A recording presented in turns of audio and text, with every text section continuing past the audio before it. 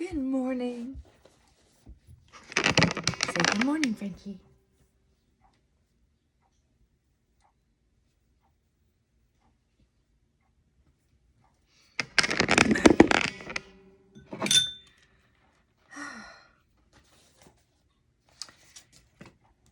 May 18th. Freedom to be me. If we are painstaking about this phase of our development, we will be amazed before we are halfway through. We are going to know a new freedom and a new happiness. From Alcoholics Anonymous, page 83. My first true freedom is the freedom not to have to take a drink today. If I truly want it, I will work the 12 steps, and the happiness of this freedom will come to me through the steps, sometimes quickly, sometimes slowly. Other freedoms will follow, and inventory them is a new happiness. I had a new freedom today, the freedom to be me. I have the freedom to be the best me I have ever been. Okay. Going back. My first true freedom is the freedom not to have to take a drink today.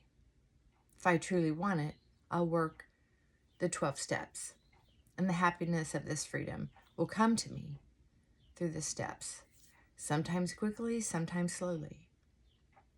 Other freedoms will follow, and inventorying them is a new happiness. I had a new freedom today, the freedom to be me. I have the freedom to be the best me I have ever been. Yeah. I think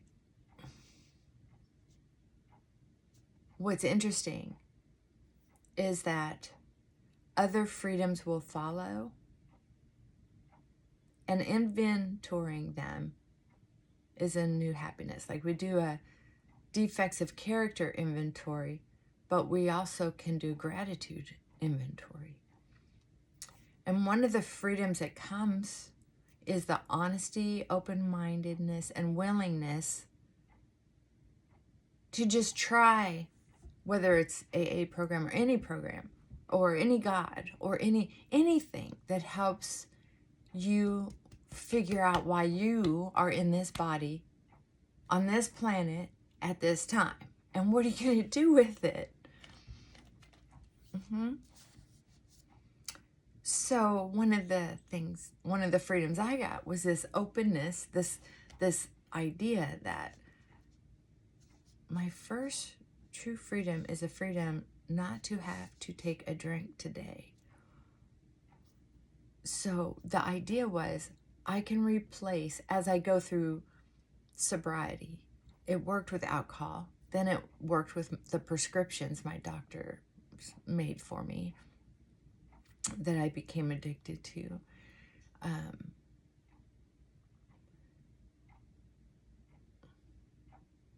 any other drugs I was taking were not my favorite choices. It was alcohol and Valium, basically. But then it was with an open mind, I also realized food. My overeating was very important. Then it was overspending. Then it was multiple relationships. Just having one bored me. So as I got sober, lights kept coming on to the things that were obvious that were messing up my life. So I could replace the word drink or alcohol with whatever it was, the issue I was working on. So then as I age, it can even be worrying about how old I am, worrying about how my energy level is low. There are times when I realize that over the course of the last few days, it usually takes me a few days. Hey, it's not usually a problem if it's just a day or two. In my opinion, I'm not a saint.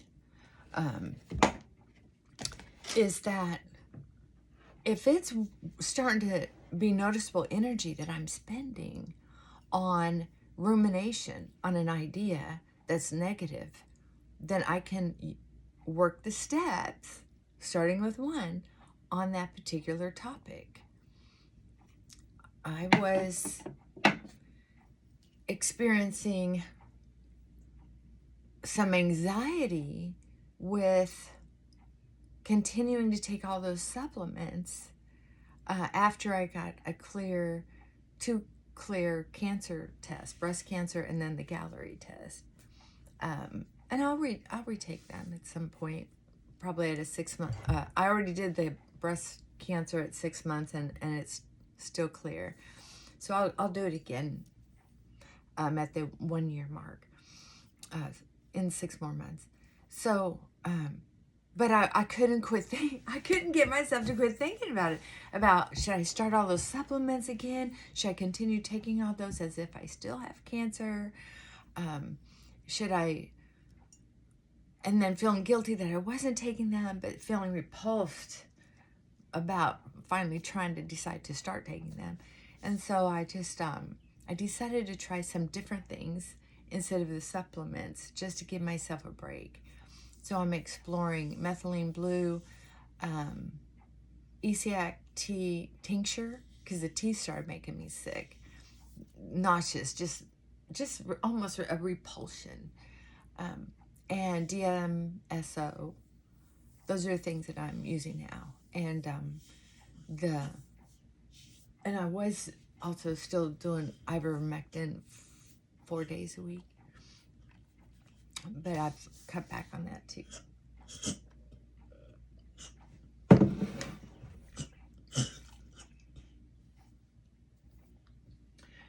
The reason why I'm sharing this with you is because worry, anxiety,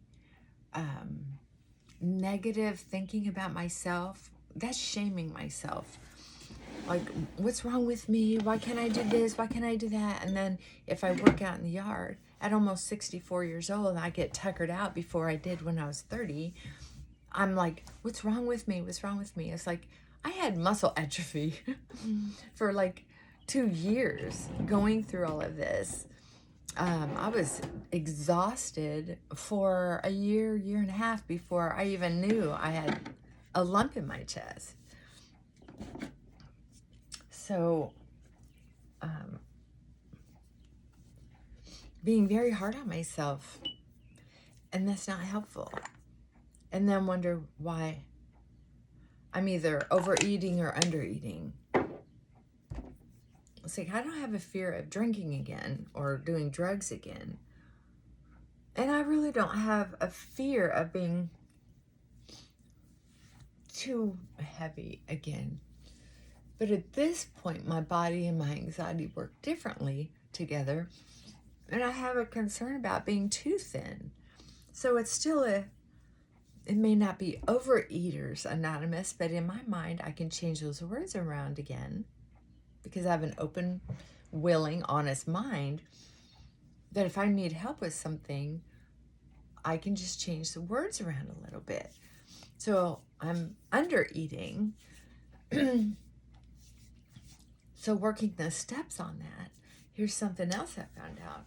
Okay, well, the methylene blue often works as an energizer on people.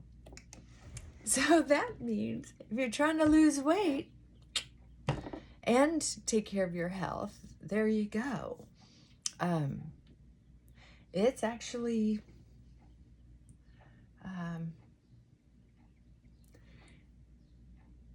probably part of why I'm not having much of an appetite for and that's good if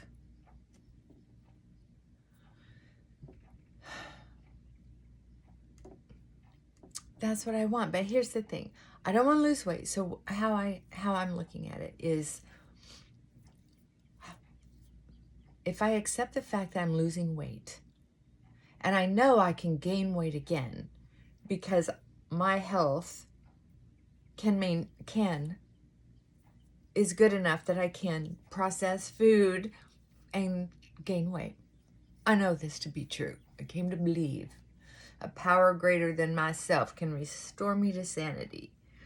And that's because I believe that my higher power, my God, and any friends that I share this with,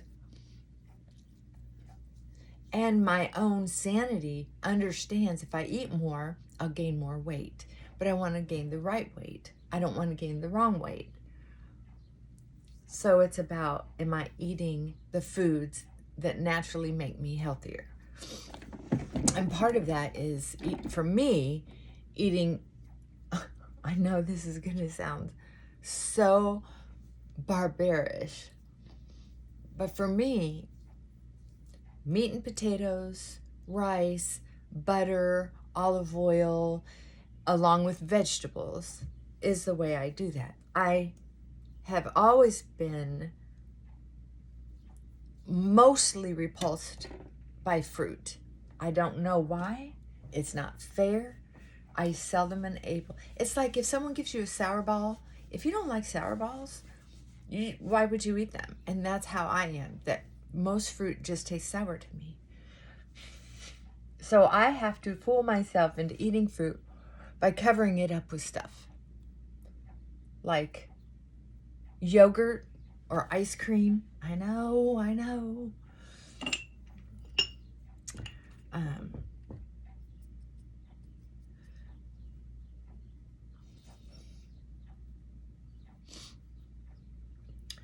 On cake. Look, there are a lot of health food nuts out there. There are a lot of smart eaters out there.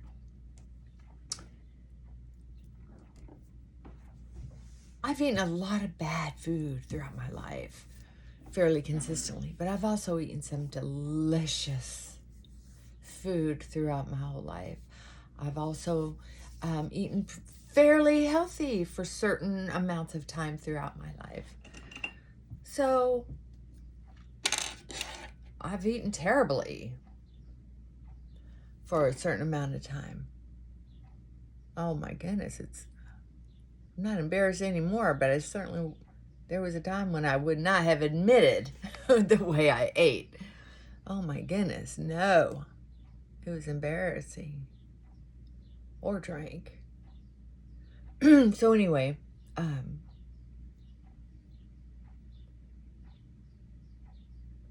it's about finding a way to take care of yourself that you can live with, as far as I'm concerned. I've lived a big life. I've lived a long, almost 64 years. Doesn't sound like a long life. I'd like to live longer because I want to be able to settle in to peace and comfort. I haven't been able to do that. It's been one thing happening after another, one financial challenge after another, one emotional upheaval after another, winding down my business, weather and storms and deaths. And I would love to experience a time in my life where there's just peace and sipping coffee and my beautiful landscaping, my flower gardens. That would be nice. I would love that. Other than that, I don't need to fight. I don't want to fight. I don't want to fight any people, place, or thing. And I know that if I work the steps, and I'll tell you what, you don't have to be an alcoholic to work the steps.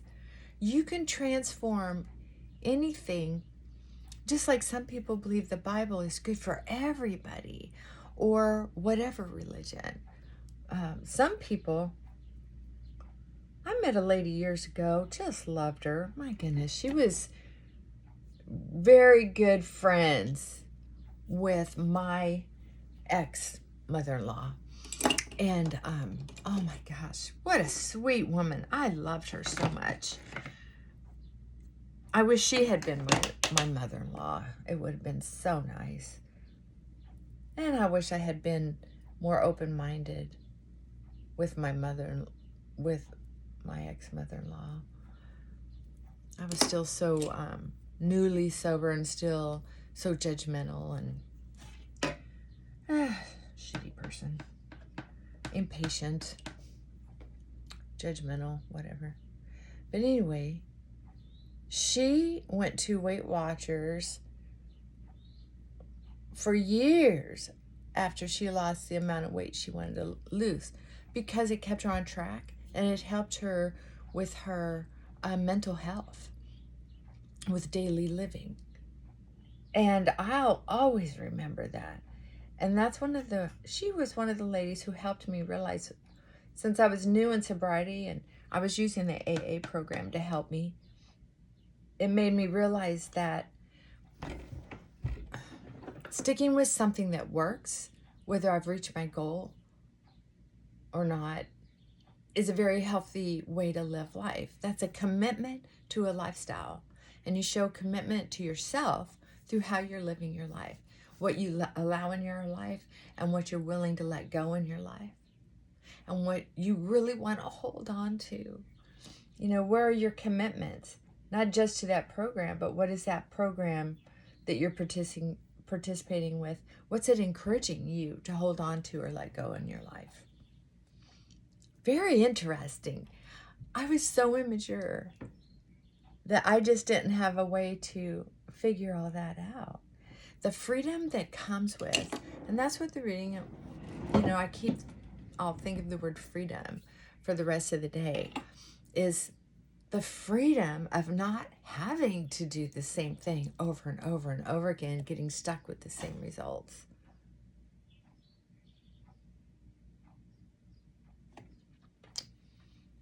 That's pretty amazing. Because I remember being young and thinking, but I'm trying.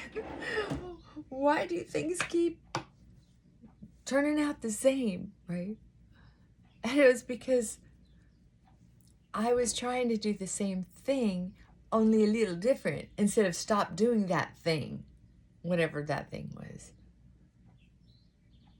People, places, and things. Oh my. So, I don't know. Thanks for joining me. I'm going to, it looks like I'm going to go organize my yard. Well, I'm going to walk my dog. Then I'm going to organize my yard for planting, moving some plants around. And I have to water them to get that done. Yeah. The ground is like concrete here. I live on a vein of clay. And it's like just shoving a shovel in your sidewalk. So I have to wet it. That's why I only plant mostly native things. Okay, I gotta go get a clippy, evidently. I gotta go get some kind of, probably another ponytail tie to put right on top of it. Okay, now I'm just babbling. All right, go have a day. Think about what you have freedoms of and what you would like freedoms from.